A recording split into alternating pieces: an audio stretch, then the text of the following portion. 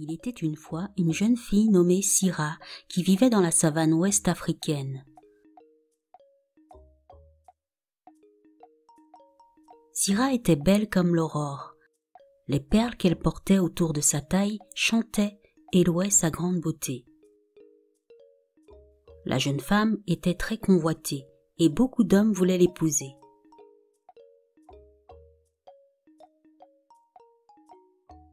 Quand Sira était enfant, elle avait un ami du nom de Bani.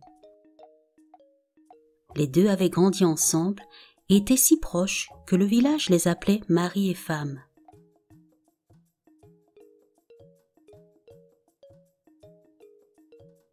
Entre leurs familles respectives, il y avait une bonne entente.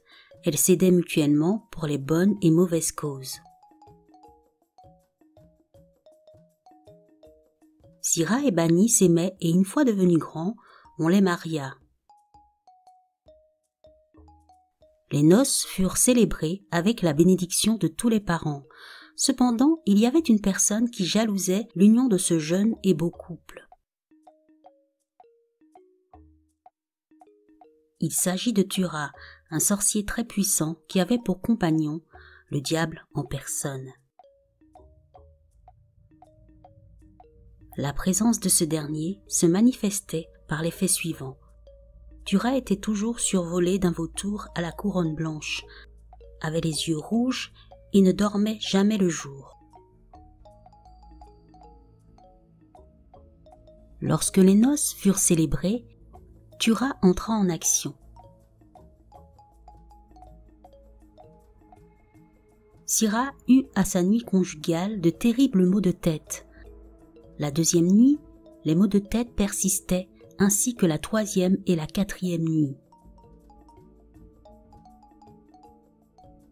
À la cinquième nuit, aux maux de tête s'ajoutaient les maux de ventre. Elle transpirait, criait, pleurait, souffrait.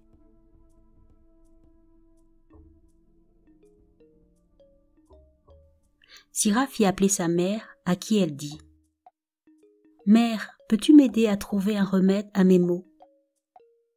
Ma fille, je vais réunir tous les marabouts et sorciers de notre contrée.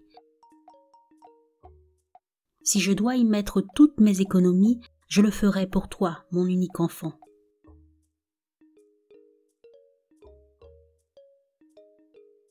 Maman, la famille de mon mari commence à perdre patience. Je te prie de sauver mon amour et mon mariage. Je le ferai, mon enfant, et s'il le faut, je sacrifierai ma personne pour lever ce malheur qui te frappe.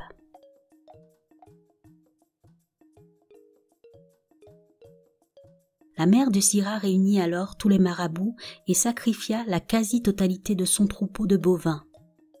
L'opération ne fut couronnée d'aucun succès.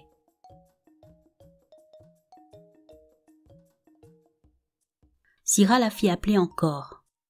Ses douleurs persistaient. Elle était devenue très maigre et avait perdu tout son charme à cause de la maladie.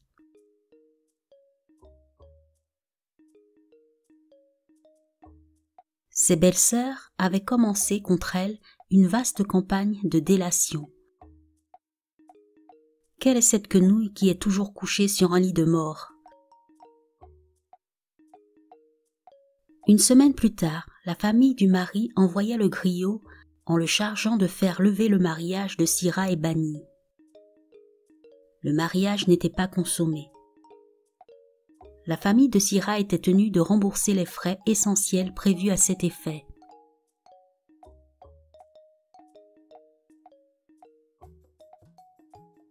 Sira fut emmenée la même nuit chez sa mère. Elles pleuraient toutes les deux ensemble. La jeune fille jura alors d'épouser l'homme qui la guérira de ses maux. Sa mère lui dit « Ma fille, j'ai dépensé toute ma fortune pour ton bonheur. Je le jure sur mes ancêtres que tu épouseras l'homme que tu aimes. » La nouvelle du divorce annoncée, Tura le sorcier se présenta très tôt le matin devant la case de la mère de Sira. On sentit sa présence à cause de son odeur nauséabonde et du vol des vautours. Il rassura la mère et la fille de ses bonnes intentions de mariage et de la recherche du bonheur de Syrah. La mère lui dit « Ma fille est malade, détruite, et elle ne peut même pas se tenir debout. »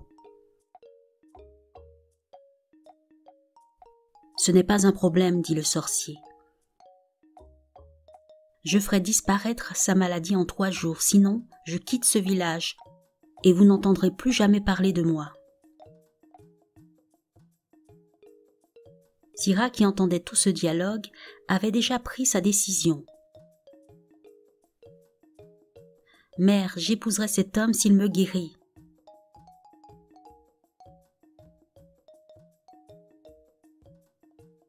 La mère, qui n'était pas d'accord avec le choix de sa fille, accepta, mais ne baissa pas les bras.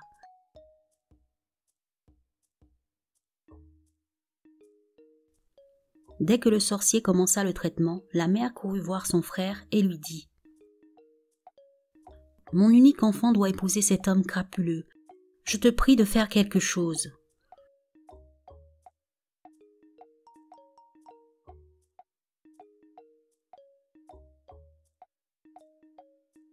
« Ma sœur, dit l'oncle, que la volonté des ancêtres soit faite. Jamais notre famille n'a fait du mal à personne. Que cela nous soit reconnu. »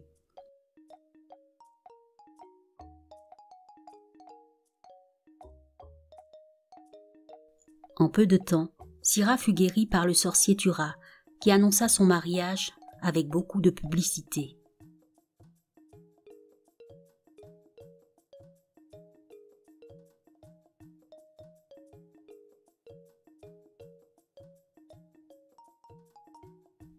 Le jour du mariage arriva.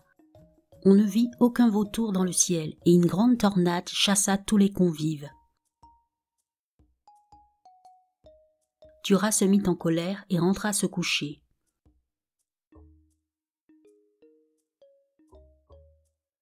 Le lendemain soir, Syrah fut préparée pour ce dernier afin de consommer le mariage.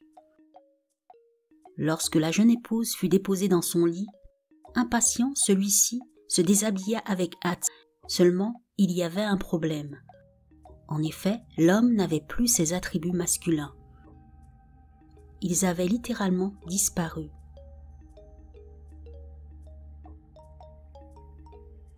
Sous le choc, il réactiva le feu qui éclairait la maison.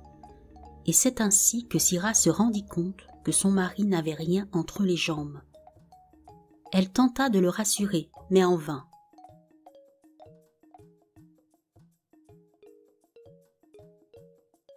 Thura la traita de sorcière et jura de se venger.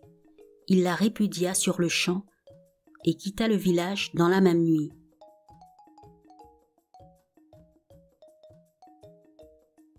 La jeune fille ainsi guérie et débarrassée du sorcier put épouser à nouveau Bani, et ils eurent de beaux enfants.